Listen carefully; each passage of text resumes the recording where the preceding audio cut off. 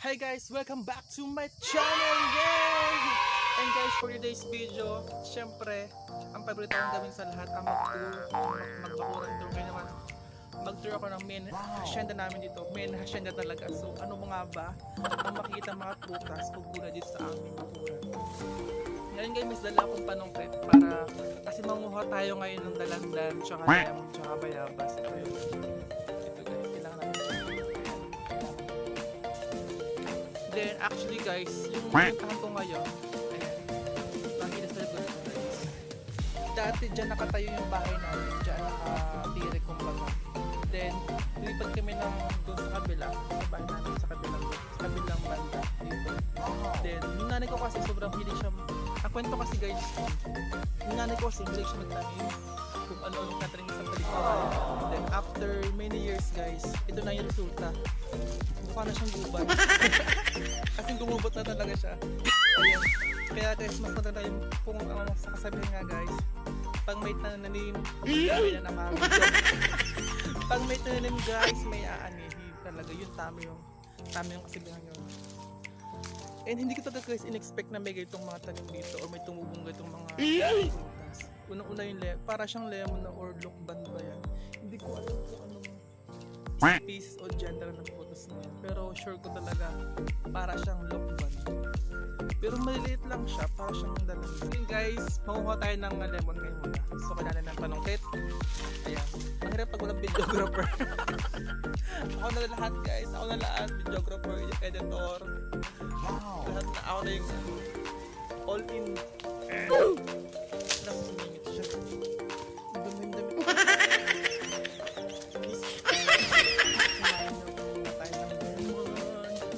Dadalhin ko siya sa ate ko kasi mamaya may pupunta ako sa ate ko. Ayun guys, shoutout sa aming baka. Kasi yung baka buntis yung baka namin. Tatlo yung baka namin dito. Wow! Isa ko sa ate ko.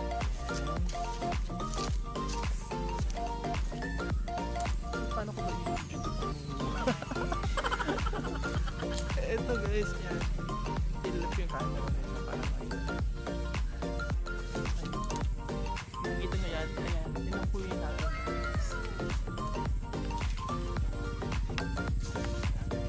Nahirapan na ako guys. Ayan. Dito manungkit. Sobrang dami ito. Ito yung struggle eh. Ano kaya? Dami ko din ng kamay ko. Yan para makita nyo.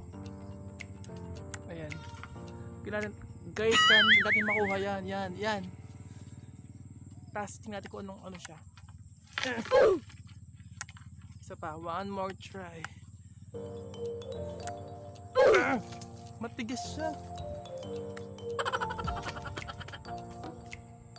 Nakakainis, matigas siya guys. Ano kaya to? Pero makukuha tayo kahit ilang peraso. Pero this one, kailangan ito. Yan. Ano kaya to?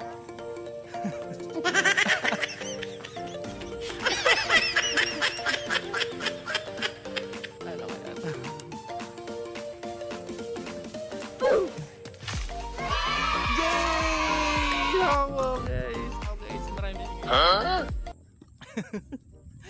ayan, tingnan natin anong natin.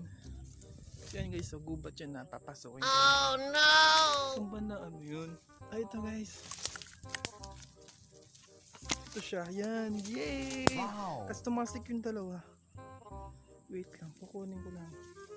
Kunin natin, agad lang. Yan. Yan para sa iyo, gawin ko itong vlog na to. Aww. Actually, ay isa.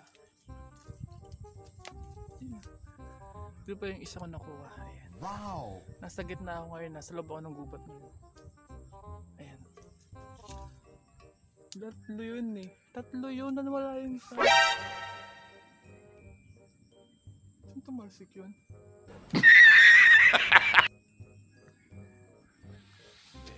So yan guys, sobrang napagod ako doon. Pero nakakuha ko ng 5. Ito yun. Wow! Ito, yan.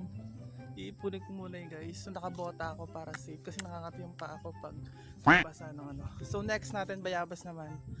Ito mas madali kasi kayang-kaya ko itong abutin. Abot kamay lang talaga. Ayun na. Ayan guys. Pakita ko sa inyo kung ano yung bayab. Ayan guys, kukunin ko lang doon. Ito. May hinog dito kayo na nakita ko kanina eh. Ito ang pinakamabilis talaga, bayabas lang. Gusto ko to kasi vitamin C. Yan, isa. Mas maganda yung quality ng bayabas ito kaysa Batangas. Nakaraan vlog ko guys, diba? Nanguri ako ng bayabas dati. Suko ka lang yung 4.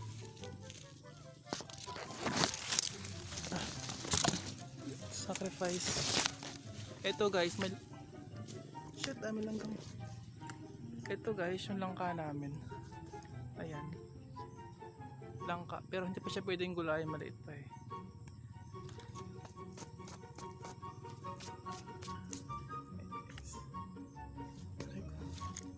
So ngayon guys, ako ng 4 na bayabas. Yay! Buwis buhay! Oh no! Ayan, sobrang dumi na ng ano ko guys. Ayan. May mga guyam tsaka langgam pang bagat sa likod ko. Ito ko. Ito nyo yan. Ayan. May langgam. Ayan guys. So next natin, ano ba next? So ipapakita ko sa inyo. Ito guys. May bunga. May bunga. May bunga din ng mga mangga. Ayan. Sobrang bunga. Mangga. Kaso wala bang bunga. Hindi pa nila ngayong season na nabunga. Guys. Ito yung pinakamapapagot kong tour kasi nga. Sobrang ngayon, nag-video lang ako tapos nilam ako. Tapos nagkumukha din ako ng sabay ng prutas. So next natin kung natin itas. Dalandan. So ano lang guys, ito nasagot ko yung pinakamalawak na manggahan dito sa Orandal, Mindoro. Pero if not mistaken guys, ito yung pinakamalawak.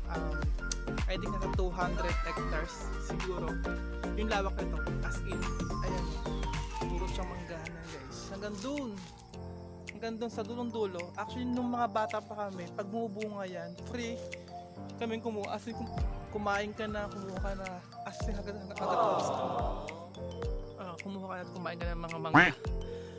At ngayon guys, hindi pa siya season, hindi siya season, tapos bumagyo pa. So struggle yun. Parang ang balita ko marami na naluging manggahan kasi bumagsak at nagkahulog na. Tapos hindi pa time para i-harvest. So sayang, maraming na waste na mangga. Ito, wala pang kasi hindi pa siya na-spray. Baka next summer pa siya bubunga, pero hopefully maabutan natin na bumunga yan. Pero sobrang lawak yan, sobrang daming tanim. Ito yung tatag nilang Buttercup, ang pinakamalaking farm dito sa Bansud. Pero actually siguro buong Mindoro, ito yung pinakamalaking farm dito. So tara, ating kunin naman ngayon ay ang dalandan. Pero check ko muna kung may bunga siya o wala. Pero sana may bunga siya. Ngayon guys, atid na ako sa puno ng dalandan, pero unfortunately wala ata siyang bunga. Parang pero meron pa nakikita, pero iilan lang. So dalawa lang ata. Yung kayo na nakuha ko, lemon siya, para siyang kamag-anak siya ng lukban ba yun? Hindi ko alam, pero para siyang pang-asim, para di siyang kalamansi. So ito yung pinakadalandan talaga, kung ang tawag niyan guys sa Mindoro ay sinturis. Ayan, sinturis yung tawag namin dito. Tapos sa kalamansi guys, ang tawag din namin dito kalamunding. Hindi siya, di ba sa Manila kalamansi, sa Mindoro guys kalamunding. Tapos ito nga yung dalandan, ang tawag naman dito sinturis. So magkakaiba ng tawag yun, depende sa lugar guys. So may nakita akong dalawa, tirating kunin siya. Ngayon guys, anday ko nakuha ang dalandan, grabe ang dami. Nag-iisa na lang siya. Buti nagtira pa. Ayan, so at least may tayong nakuha na dalandan. Kasi i-compare ko mamaya yung dalandan tsaka yung isa ko kayo nang kinuha doon. Muna bang difference? Kasi yung isa doon marami. So ito, yung pinaka-digit. Guys, may nakita ko itong pinya. Ayan, yung mga pinya. Kaso wala pa siyang bunga guys. Hindi pa siya namumunga. So kukuha ako ng mga sulo niya. Kasi itatanim ko sa aming harapan ng bahay. Kailangan ko yan. Tambad ako dyan guys. So paramihin ko yung genera niya, yung species, para may pinyahan ako na garden sa aming bahay. Ayan guys, yan o. Ano naman siya? Puno siya ng guys, ng sampalok. Kaso wala din siya. Ayan.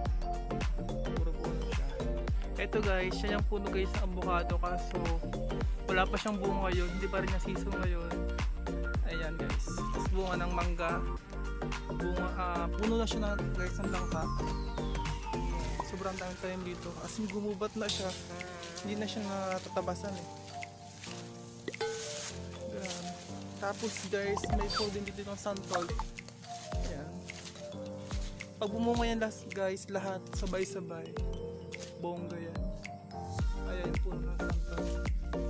So ngayon tapos na ako mag-harvest ng prutas. So 3 prutas pa yung nakukuha ko. Okay, so tara na. Ayan. Wala, gubat na. Ayan guys, yung ouch! Ngayon guys, almost done na tayo. Iba tayo ng lugar kasi meron pa ng mga prutas na ibang na pupuntahan natin. So, ayan, nakakapagod kasi sobrang lawak ng aming pagkasan dito. Ngayon, nasa gitna ako ng bukid. Kung nakikita nyo guys, ayan, kung malawak na palayan doon. Kung hanggang saan nyo tingin guys, ayan, hanggang doon sa bundok na yun, kung hanggang sa tingin nyo, hindi sa amin. Hindi sa amin palayan. So ngayon, uuwi na tayo. At ano ba? Namaya na akong mag-aalam ng mapa. Magpapasal on baka mamaya. Ayan kung gaano ka green. Ayan, all green. Ang aming paligid dito. Sobrang green. Huwag lang rin. Ayun guys. Napagod ako dun ha. Sobrang dami kong nakuha. May papakita ko sa inyo mga kung ano pang makukuha kong prutas. So medyo ayan. Tara. Tara na.